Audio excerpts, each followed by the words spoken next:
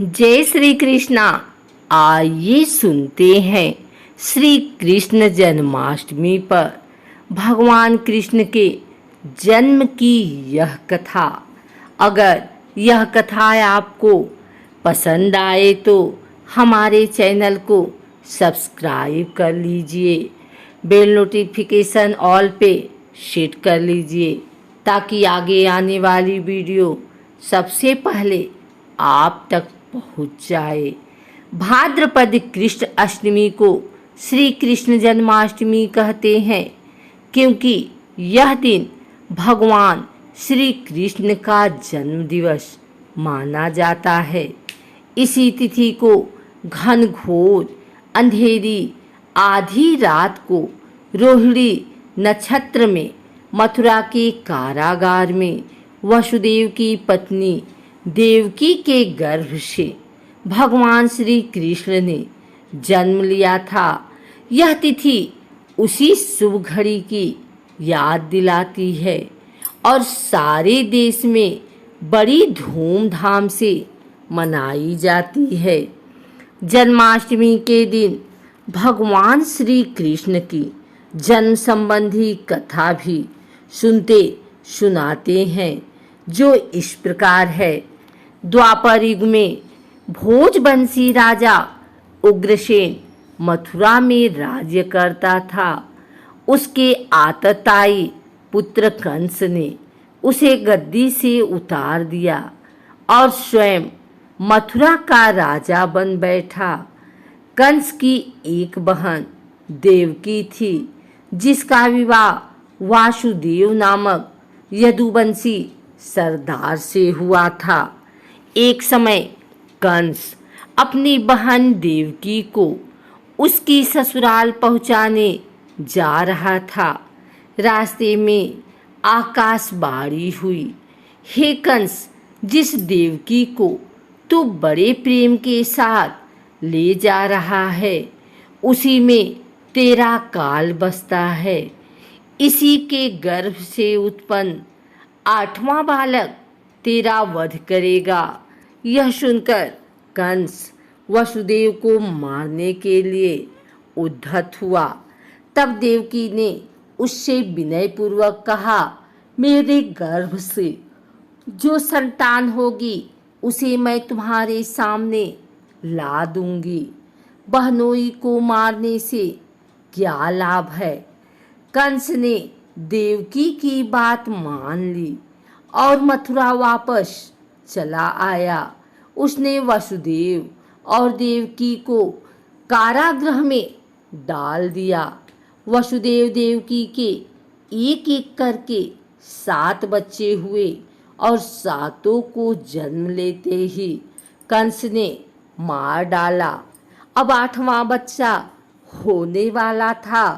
कारागार में उन पर कड़े पहरे बैठा दिए गए थे। उसी समय नंद की पत्नी यशोदा को भी बच्चा होने वाला था।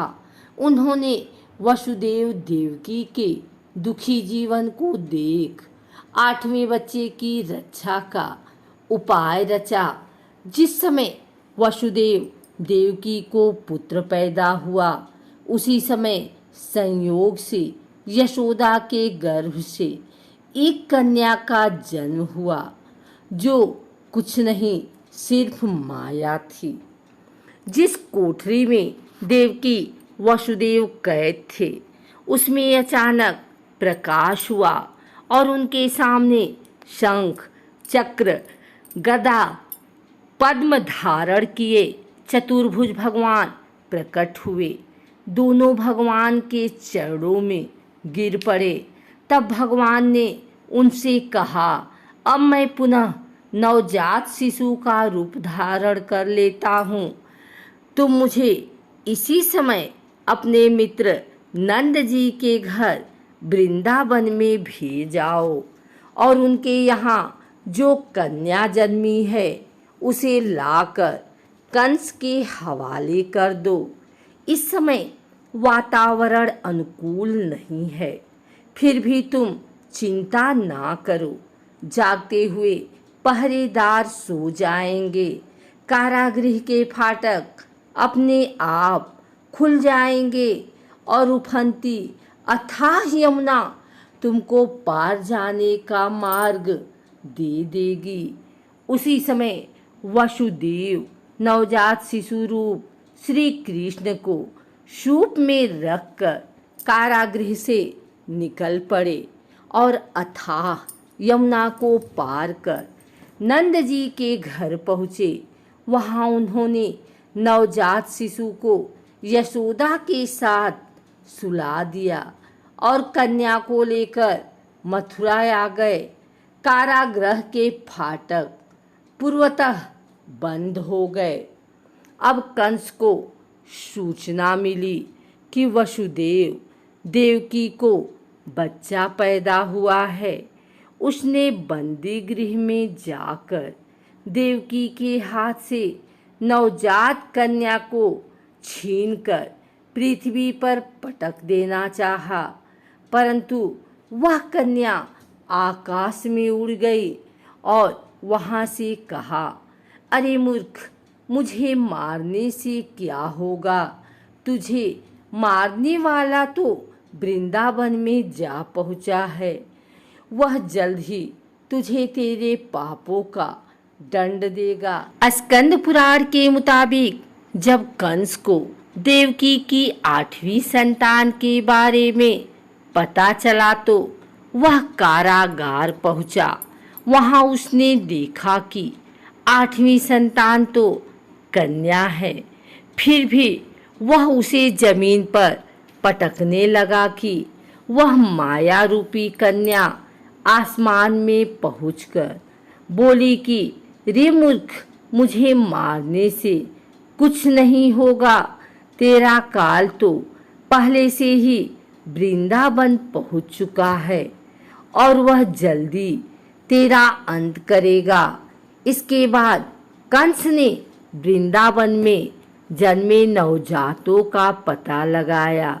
जब यशोदा के लाला का पता चला तो उसे मारने के लिए कई प्रयास किए, कई राक्षसों को भी भेजा, लेकिन कोई भी उस बालक का बाल भी बांका नहीं कर पाया।